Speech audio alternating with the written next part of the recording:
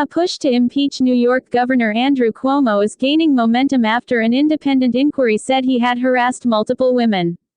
The state Senate leader and fellow Democrat Andrea Stewart Cousins called his behavior unacceptable and said he should resign. A majority of the state assembly favor impeachment proceedings, which could lead to his removal. The governor has denied any wrongdoing and vowed to stay in office. Telling reporters it was not in his nature to assault a woman, he blamed cultural differences and political vindictiveness for the scandal. He is part of a Democratic political dynasty. His late father was also governor, and he became a household name leading New York out of the pandemic.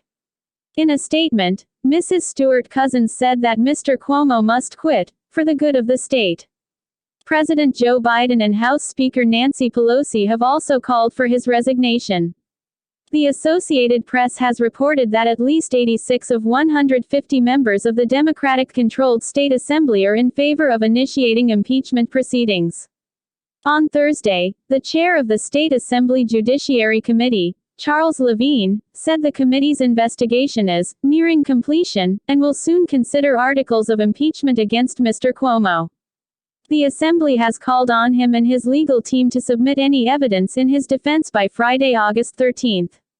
If a simple majority of members vote to impeach Mr. Cuomo, the case moves to an impeachment court comprised of the state Senate, except for its majority leader, as well as 7 judges of New York's highest court.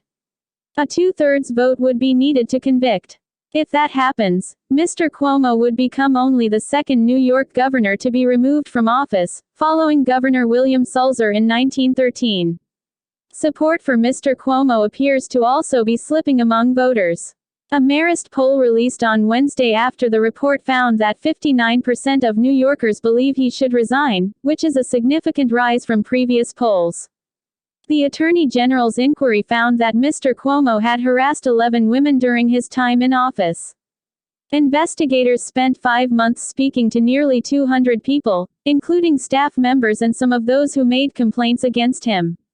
While the inquiry is civil, rather than criminal, several local district attorney offices across New York have asked to review its findings to determine whether criminal charges could potentially be filed.